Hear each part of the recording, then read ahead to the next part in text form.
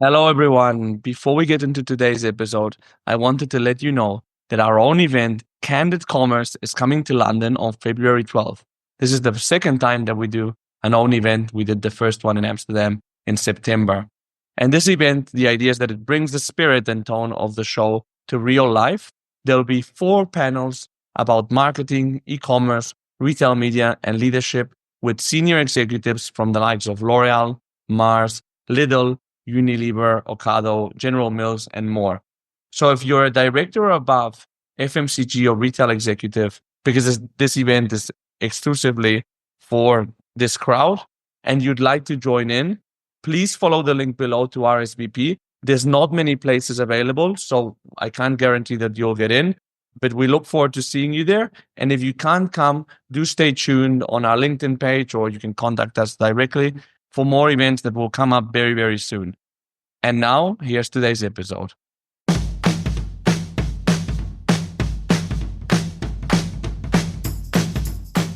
Welcome to the FMCG Guys, the podcast that dives into the innovation, strategy, and trends shaping consumer goods and retail in Europe and beyond.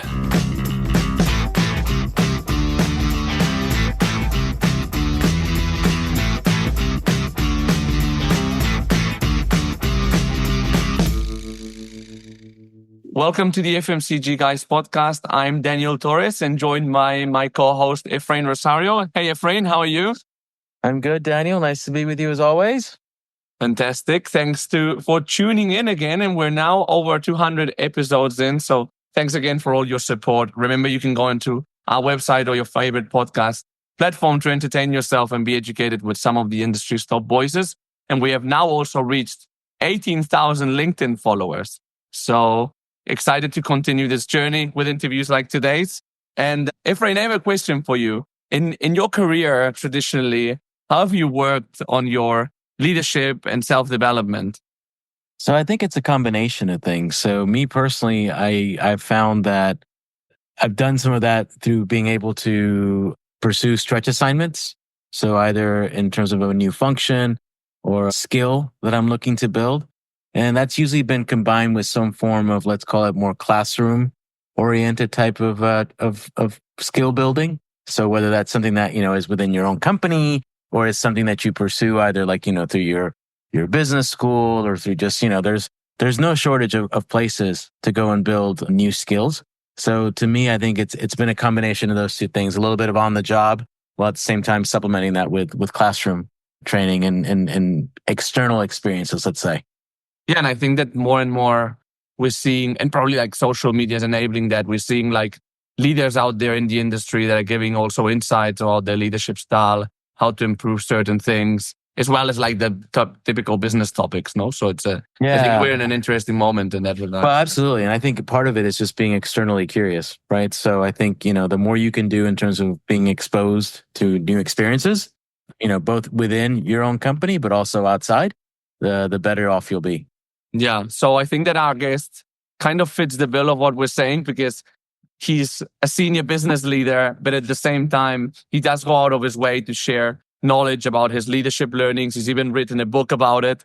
So he's no other than David Cabero, who's big global group category leader for Stationery and also a fellow Barcelonian like me. Hi, David. How are you? Hi, how are you? I'm happy to be here.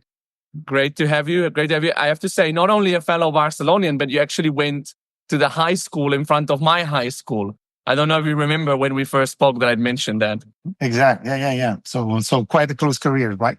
Exactly. So David, before we get into all the business and leadership topics that we want to ask you about, can you tell us briefly about like your career background and how you made it to basically an ExCom position at BIC? That's chances, right? When you look back, when I started, I would have never imagined that. So that's a question of where the life brings you. You never plan it as well, right? For me, it's simple. I started in finance. I did many years in finance, different positions, auditing, controlling, finance manager. And from finance, I had the chance. I was in Greece in 2005. The general manager moved to another company and I was there in the right moment. And I was named when I was 31 years old, general manager. So then it was 20 years in different positions, local, sub-regional and regional. The last one as a general manager of Europe, where I practice, as Efren was saying, leadership, right? 20 years having different teams, competing in different markets with different kind of positions.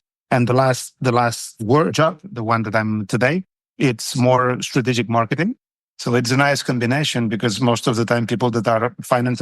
No? So I'm considering myself as a strange species, right? That moving from finance to commercial and then from commercial to marketing and giving what gives me a broader view of what is running business. Right? Yeah, and to that point, David, I had a boss who used to refer to that as you're a cross-trained athlete, if you will, in that you're able to navigate or be able to work effectively in both commercial and marketing in an organization, and being able to sometimes serve as the bridge between those groups. And what happens is the difference that when you're in commercial, you say that all the problems of the world, whether it's supply chain or it's marketing. Then when you are in marketing, then the problems are coming from commercial. At some things you don't have anyone to fight with, right? Because you've been in all positions. So no, what I think is that each and every department gives you a different view on the company. They are complementary. And here, to your point on curiosity, here a big thing that we have as leaders is being humble enough to know that there are things that you don't know. There are expertise you're not the best at, but that's not a problem because you are a leader, you're not a manager, and you're not managing things, you're leading people. So I like, in a world which is very complex, having a generalist view gives you an edge, gives you an advantage compared to experts that know how to handle specific things. So that is the chance I had in my life to make a very transversal and complete career. I'm still on it. So to that point, how has that served you well in regards to your current role at BIC? Yeah. In my current role, it serves me well because whenever you have an integrated view, a category view, it means that you need to understand from the consumer what are the insights, what are they looking for, which are the kind of products that can help you to win. But you need also to think also about how the company can execute that, right? You have a strategy, but strategy is 20% of the win. 80% of winning is about execution. You can have a wrong strategy, well executed. That's better than a very good strategy, very bad executed. So when you have been in the field, then you understand better this mix, this what I call the strategic cube, which is deciding which products in which segments you want to compete, in which markets, and in which route to markets or channels. And why you prioritize one above the other.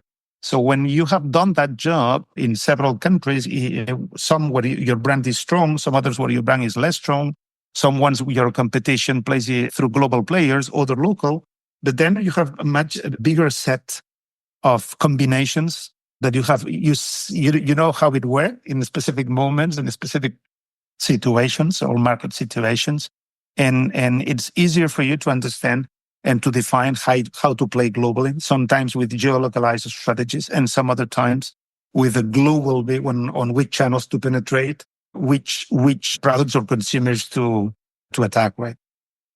And so basically your role, you're managing stationery, which, correct me if I'm wrong, does that mean the pens portfolio of BIC? Yes, I'm the guy of the pen, to make it simple. Well, it doesn't get more iconic than that, does it? Yeah, and it's easy, to sell big pens. That's not a difficult job. My grandmother, if she was still here, she would say so much years of studying to end up selling pens, right? That's very humble of you. I was actually reading on X, on former Twitter, the other day, a thread of like genius BIC ads on like very iconic ads. I'll send you the link later, but it's great. It's very good. We're happy to see them again. yeah, exactly. Sometimes vintage works when you reapply it. And you've been at BIC for, as you mentioned, around 20 or coming up to 20 years. What's kept you at the company for this time? Like, what's kept you excited? I think here it's always about culture and about the process that you have. I will start with the culture. You have three cultures that combine the culture that you have at home. First, what do I understand about culture, right? Because sometimes people talk about culture. For me, culture is a set of assumptions that you do around values, around behaviors, around rituals, how you make the meetings, how you operate, around ways of communicating, respecting the people, and leaving the voice to the others, and how you make decisions. So that's 5 things, that sets And the companies people in the companies assume that since we have been doing like this for years and it drove good results, but that's why we'll do in the future. And then you never change. Culture is things that never change or change are very difficult to change, if I may say. So you have three levels or layers of culture: the ones at home, what you learn, the values that you learn at home; the ones related to your country. There are countries that, depending on the past, I will put, for instance, I will use the fourth one, the way of doing decisions, taking decisions. There are countries where it's more one person taking the decision for the rest, and it's more authoritarian, and others where there is more much through discussions, dialogue, and even negotiation. So the country culture also impacts the people. And then the third one is the company culture. And are the three. So the biggest the alignment between your culture, personal culture, the one of your country, the one of the company, the more that what you say is, I like working here. It's what we call the smell of the place. How does it smell? It smells good. And then for whatever reason, because I don't know, you get frustrated, and then you say, no, I'm going to go somewhere else because here is not good. Then you go to another company, and maybe the next company has better results and more exciting projects, but the culture is different, is more competitive, for instance, or more whatever, things that you don't like, and then you don't feel it. You don't feel like being there and continuing there. So if I resume it to one thing, it's culture, right? It's the way that the company and people in the company behaves and things about how we take decisions together, how we communicate together, what are the values that we have all. The second one is the having good bosses and interesting projects. I had the chance of having, I think it's 8 jobs in 20 years. That's a pretty good ratio. Yeah. And the next one, it will take me time because now the job that I'm having here will be a bit more complex. So I'm expecting to be a few more years than that, the ratio, right? But yes, it's what are the projects that you're given, the chances to develop yourself. I just didn't mention it. In other companies, I would have not had the opportunity that I had here, and that's what makes me stay. So building on that, and like you said, you've had a very long, successful career at BIC. I'm curious to understand, what have you over your career at BIC found to be the key traits that have allowed you to continue to advance professionally? One of the managers I had, they left the company, and as he was leaving the company, they asked him, what is the advice that you give to me? This person told me, just try to understand what the company and your boss is expecting from you. Probably because this person was not good enough at understanding. And then at some stage, this was a stopper in his career. So I think that one of the things is understanding what are you supposed to do and to deliver, adapting to the new realities. The world has changed, so the companies have changed also. We have been going through transformation. And whenever you have a transformation, the people that are most valuable are the ones that know the business, love the business and the people, and are able to change. So being capable to adapt and fighting for my own principles and my own ideas, but also accepting at some stage that there is a hierarchy. And if the company, after long discussions, they decide that the point A is better than B, so aligning to it and playing the corporate hat, right? So I think that these are the main elements. Yeah, I always remember that I had a boss one time who told me that part of what you need to bring to a role is how you can make your boss's lives easier, right? So it's like, if you only bring problems to your boss and not solutions, that does tend to stifle progression, let's say. Yeah, I like that. At some stage, I said to one of my managers on my team, look, I'm going to, because I wanted him to take much more decisions and being much proactive. And I told him, I'm going to evaluate you inversely, to the number of times that you come to ask me for a solution. Come with solutions and tell me which one you would propose, but don't tell me what's your problem. And I think he got the point. And we spoke about BIC. I think it was last year. We spoke with Gonzalve, BIC, the CEO, on the podcast, and we spoke a bit about the vision of the company and how it's positioned for the future, going into new categories. But under your point of view, like how is BIC positioned in the future with all the challenges that we have in the world? And in particular, I'm be interested in your category that you're managing now, pens. Like, What's your vision for it? Yeah, we're building that. So I think that we'll have soon a better visibility, and we'll have to be humble on the difficulty of running a business that has been successful for 70 years and how it can be successful again for the next 70, right? We are living in a world where the markets that we were attacking are changing. No, the addressable market, when you say lighter stationery shavers, these are not exciting markets. Now people are not writing more, lighting a lighter more, and shaving more, right? So then what you need is whether you change your addressable market, no, you sell to other people that you're not selling through product change, through making the brand to evolve, no, through selling services, adding in your portfolio. Whether but you go to a trade-up logic because volume will not be there because people will not be doing more. No? In the seven, if I take my category, in the post-war life that Marcel Vic, the founder, lived, at that time everything was under construction. Natality rates were great. No, population was growing. Level literacy rates was growing in Europe and not only. Now we have the equivalent in some countries where this proportion of people going to school has grown exceptionally. But now we are not in the same world. So then you don't have this tailwind. So you need to generate new ones. And then it's more through value creation. No? And this can come from several ways. And that's what we're discussing till the end of the year with the team to set that and then guide the company into this new strategy from 26 to 2030. Well, we'll be watching definitely. More on that soon. Actually, David, if there's updates you want us to share through our LinkedIn page, please go ahead. Yeah. So, David, I'm curious to know, given that you're now at a senior level within the organization, and you obviously have a lot of responsibility in managing the stationery category, how do you balance that with being able to still keep your finger on the pulse in regards to consumer trends and what's going on from a market dynamic standpoint? Yeah. From my experience in commercial, one of the things I learned is that you need to be in the field. You need to go to see how you compete in each and every market, at least the important ones, understand the challenges, understand what the competitors did in the last 10 years, how the consumers did or changed in the last 10 years, and then try to project how all the rest of the market, consumers, retailers, competitors will do. And this, you integrate it in your strategic choices. Strategy is not just about yourself, but also about what's happening around, because it's moving pieces. It's never stable or static. So one of the important learnings is doing that. And the more you're fully right, the more that you go up of the ladder, the farther that you are from the field.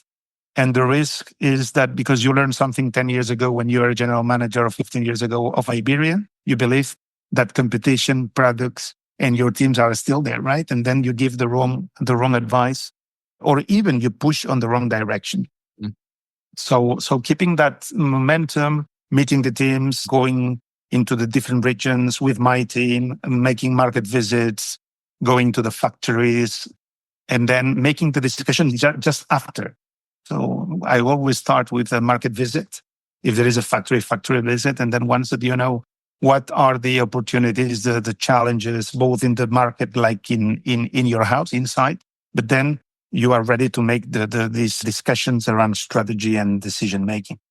Yeah, and I guess at some way do you have like a certain technique or way to organize your calendar to guarantee that you're doing these market visits and you're doing this groundwork? Is there any secret to the way you self-manage yourself? Well, the first secret is to have a good assistant that helps you, because everyone has its own disadvantages or weaknesses. I'm not the guy of the organization. I'm not an organization guy. So the first one is someone to help you and to put into a calendar your priorities and try to stick into it. But yes, I'm trying to in order to bring value to the discussions, you need the team to prepare the visits. So the visits need to be planned well in advance. So now we are planning the visits of January or February, just to give you an indication. And then the teams can connect, can start mapping what are the main issues or opportunities to discuss. So then you can focus the meetings to make them efficient, because today bringing people into a country, it's costful in terms of resources, time and money. We have plenty of solutions. That's a good proof today. We're doing that remote. So if you don't do it remote and you go and you do it face to face, is to make it more valuable. So you need to think why I'm going there. It's because there are some exercises. I'm going to make one example, the creative exercises, where you need to find solutions. That's from experience. You do that much better when you have all the team, a transversal team, production, sales, marketing, strategy, and so on, all together, than just doing it through a call. So it needs a lot of planning, needs some level of agenda thinking, but at the same time, you need to have the flexibility and adaptability to change the meeting, right? Because at some stage you wanted to do a full presentation, and they had planned to bring you from A to Z, but you realize at the beginning that the main points that will make a difference are two. So then you can, let's imagine, it's a route to market, which channels we should attack, and what is the product priority number one, and the hero product, just to give an example. But then you can allow yourself and make the teams feel comfortable about changing a discussion. And they are not always comfortable because whenever executive members come into a country, the stress that you generate, and sometimes part of this stress is translated in, I have this speech and I need to stick to this speech, and that's not what we want, right? So you need to make it in a way that people feel comfortable changing the plan, and then moving into real discussions, and maybe you need to stop the presentation. So I think planning it's important, but it's even more important to capture if at some stage you need to change the direction during the meeting. Yeah, and that this agility is probably what today's world also requires more of. No? So it's a bit what you were saying about, yes, having like a set core of values, behaviors, and so on, but also evolve with the way that the world is evolving. No, I guess that the way of working in that way has changed as well in time. Yeah, and also generations changes. So I recall meetings. One of the things I do in the meetings, I cannot be sitting for 8 hours, right? So I wake up and I say, I'm waking up, but it doesn't mean anything. It's not because I'm angry, because I'm not happy, or I'm just waking up because I need it, but feel free. If people wants to wake up and get it closer to the presentation chart, or let's use the space, right? And that's sometimes is unconventional, these kind of things, because people and in certain cultures are supposed to be very quiet, so giving the freedom and the space, then this doesn't mean that people will do it, but at least you give the option, right? At least it's encouraged. Then we talked about having the finger on the pulse, and here on the podcast we regularly speak about emerging trends in the industry. So I wanted to ask you, like, what emerging trends are you excited about? Like, for example, we've spoken a lot about retail media here on the show, AI. Yeah, I think that there are plenty of different trends. Some ones that are global, and others that are more linked to our category. I think that the world is much more stressful, and so everything which is around well-being, that's a trend. Whatever you can do to help that's something that can be successful in the future. You have trends that are related to the new demographics. So I remember when we had in Europe 3 or 3.5 or 4 people per household. Today is a bit more than 2. So this changes the retail and the kind of stores and the kind of packs that you sell. I'm going from the mega trend to the reality of the businesses, right? You have also trends that are changing about digital and physical writing. And that's something also interesting. Down the road, there will be still plenty of evolution, and we are also mindful about that. We believe that creativity, self-expression will continue to be important for humankind. And writing is meaningful in terms of development. And there are plenty of studies not done by us, done by institutions across the world, right? So it's also competitors saying it. So it's not that about big, but it's about scientific facts that writing helps the development of the brain. So writing and coloring and all that exercise is something which is very human and will stay. But there is the digitalization or digitization. There is the voice, right? Taking more and more power, everything, at listening, audiobooks, at doing the podcast. Instead of reading newspaper, you just play. Now you go into the local newspaper and you just play, and then you listen what the article is. So, and we can go forward and more. No, on this, there are trends of personalization, people wanting their own product. There are plenty of different trends converging and bringing us in a different landscape. Also true for retail, no? E-commerce, and the look for value for money through new chains, the growth of discount and so on. So it's not so easy to simplify it, but I would say that the world has never changed at the path. And what I'm saying is the path, not the speed. What do I mean? Is that today what you're seeing is in 3 generations ago, my grandfather was waking in the morning and doing each and every day the same, and the world was the same. If you were in a rural environment, that you were waking up depending on the light of the sun. If it's in summer, it's at some hour. In winter was another. And from one generation to the next, changes were strong, but one. There was, for instance, the telephone, the use of the telephone, the radio, at some stage, the TVK, or the train. But this was once a generation change. Now what you have is 3D printing, image recognition. Then it's layers of innovation. It's one after the other, and it's constant. And once that you are adding one to the other, and then you have visual recognition or audible recognition, then you have artificial intelligence, and you have plenty of different technologies coming one after the other, then you can generate a set of completely different products and new products that you could not make 10 years ago because of this path of innovation. So when you're asking to me about things, but then there are things that we don't even know, right? And we'll have to adapt. But I think that there are some macro trends that are interesting, and I mentioned some of them. Yeah, absolutely. And I imagine, in addition to the more day-to-day type of activities that you're doing as part of your role as category leader, that you have an ear in the startup world as well, which, to what we've been talking about in terms of keeping your fingers on the pulse and looking and seeing some of these emerging trends. I'm curious, how has that played out in terms of like your involvement in the startup ecosystem, both in terms of, wanting again to keep your finger on the pulse, but also just in terms of how you've developed as a leader as well. Yeah. So as a leader, if I'm back 15 years back, I started personally investing in startups. I invested in a few directly. Then since at some stage I didn't have the time to do it, I started doing it through venture capital. But the beginning was looking at their business cases, looking at the people, the value proposal, and so on. So my interest for a startup starts at the early beginning. And it was a mix of curiosity. You mentioned that at the beginning of our call. Curiosity and trying to learn where the future is going and getting more sensitive about new technologies and the disruptive ideas that can change business. And also, why not making a bit of money if possible, which is always difficult in startups, but that was also one of the objective, right?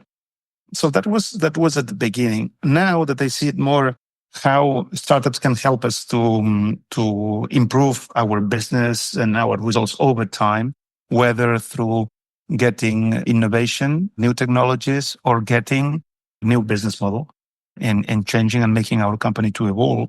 What I'm learning, and I'm going through this period where you need to think how you integrate them. We have both some of them, and the question is, how do you integrate startups, or how do you collaborate? So whether you collaborate, whether you make partnerships, and it's a commercial, transactional agreements, whether you get a much bigger integration through M&A. The last one is the most difficult one, because working with startup means that you're changing your strategy. And when you change your strategy, the first question you need to put to yourself is, should I change my organization to the new strategy? Do I have the right organization for a new strategy? You buy a startup. Do we play it as a spin-off? Do we integrate it partially, the back office? Do we fully integrate it with also route to market, sales, marketing, and so on? And that's a big question, and not easy, and not always, depending on the startup and the type of thing that you buy, the solution is not always the same. The second thing is the people, no? Who are the people that can run those business ones that are integrated? The founder might run it for a while, then there will be an opt-out with some leverage, financial leverage for the person if numbers are there, if the thresholds or the KPIs and objectives are achieved. But then who do you bring to manage that? Because in companies, you have companies are good at exploitation. Exploitation means I'm doing a bit better what I know how to do already. Mm-hmm. I develop my business in new countries. I develop my business in new customers. I bring new products. I open new route to markets in the same country. That's exploitation. And exploitation has the KPIs of net sales, EBIT, cash, whatever. Startup is about exploration. It's something different. And then exploration means that you need people that are capable to explore new things, new consumer habits, or create the habit, or create new brands. And it means also that the KPIs cannot be the same. If you buy a startup and you expect to generate cash from day one, probably you'll get it wrong. So the second thing is, first is, what's my organization? How I make them to evolve? What is the people that are linked to that? What is the kind of leadership, style of leadership that can go well with a startup? If tomorrow I'm leading one, right, as an executive committee member. The third thing is the culture. Do you want to blend the culture? You want to have the culture separated, the smell of the place? That one of the first questions, why you stay in a company, the culture. So the culture will be different. So what do we do out of it? And the last one is incentive. Are you giving the same incentive when the guys have to double or triple their business, and the proportionality of the bonus and so on, compared to people that are doing a +2 or +3, and their fight is to gain a bit of market share here and there. So all that is where I am today. Is whenever you integrate those startups, what do you change in the way that you manage? And I mentioned 4 to make it simple. And each and every these packets have plenty of other things like IT processes. I did it simple. Now, when I say organization, it's also business architecture, and then it brings many other things. But I try to simplify it in 4.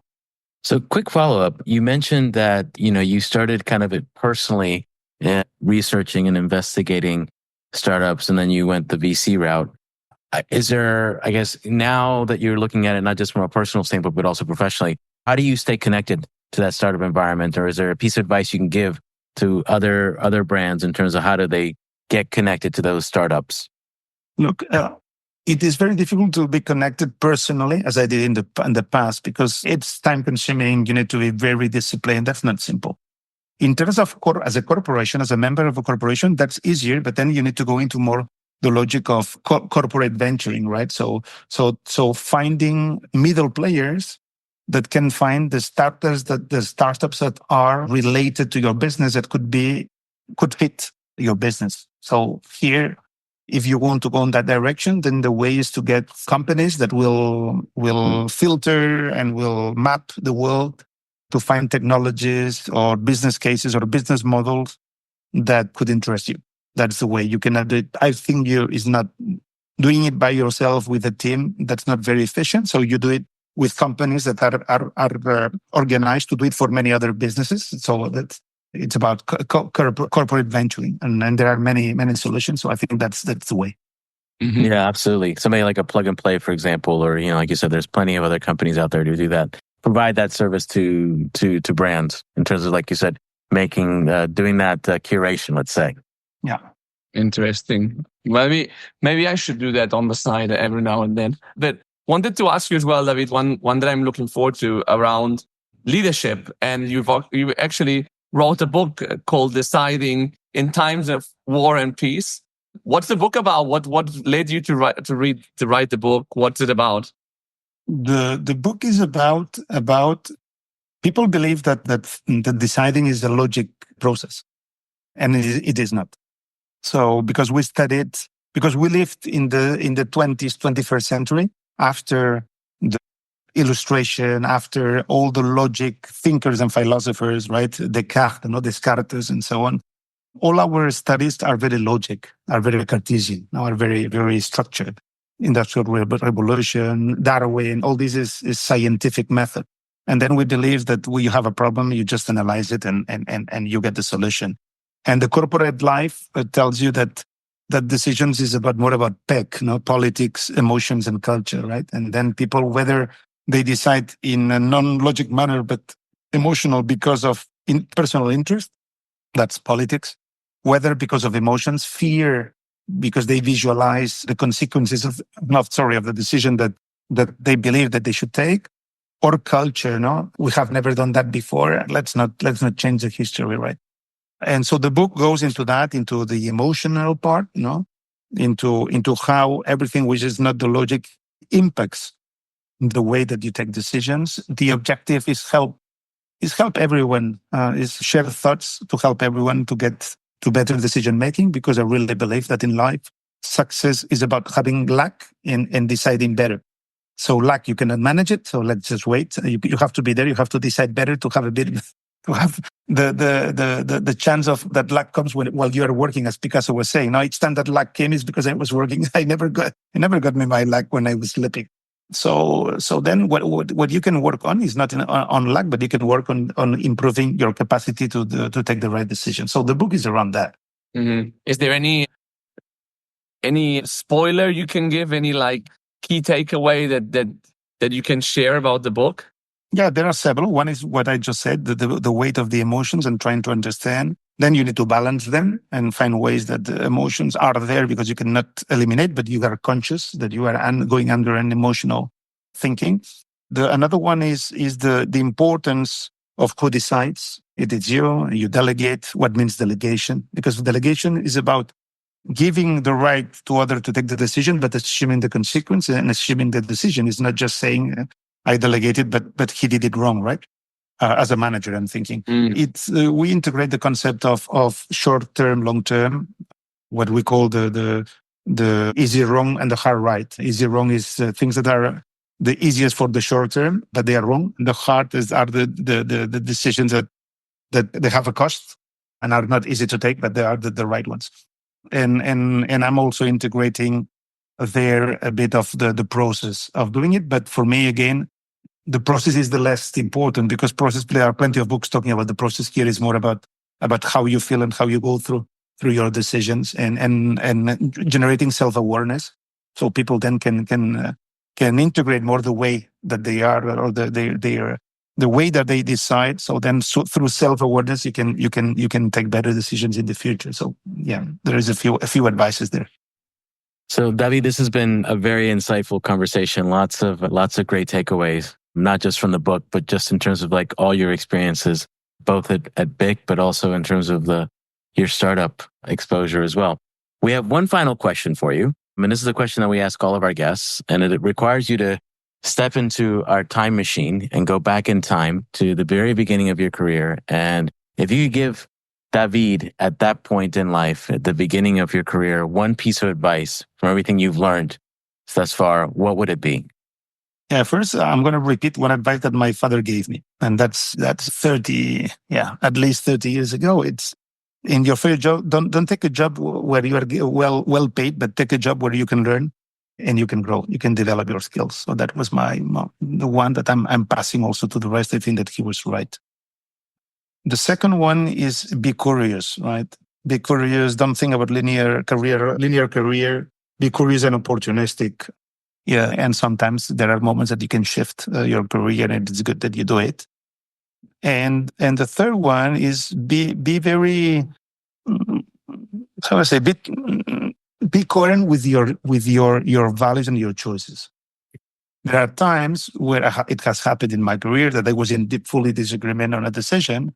If the decision is very important for you and I don't know if the name is a red flag, but it's something that you really are against, sometimes you need to make compromises because the person that is in the top has a different view, and then you need to integrate that there are things that you don't know and he might be right. But sometimes there are things that it's about conscious things. So don't do things that you don't want to do.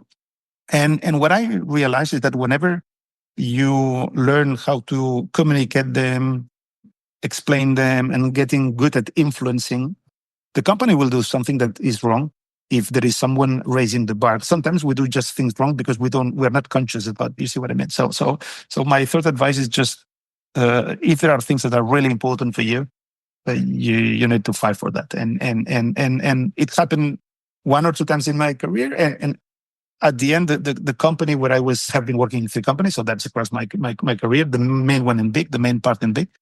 But the companies end up accepting that and following if you're really convinced that that's the wrong thing to do. So that was conviction is also important.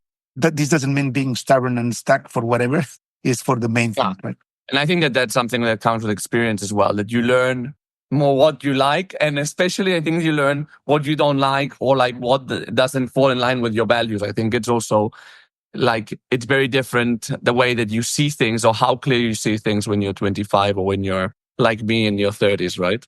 I had the chance that early in my career, someone told me, my boss told me, if I cannot convince the company on that, I will leave the company. And this shocked me. It was in very early stage in my career. This shocked me, not someone that tells you, if I don't get them he convinced them because I was part of the team, so I know all the story. But he told me if I cannot change that, I will leave the company. He told me that, and it shocked me. And it was a good learning, and it also was a good learning the way that he managed that to convince and move convictions, move assumptions, and then change direction. So that was I had the chance to have that very early in my career, and that had a strong influence in me. Great. So David, Efrain and I are gonna do a quick roundup of the learnings we've had in this conversation, which is, as Efrain said, were few.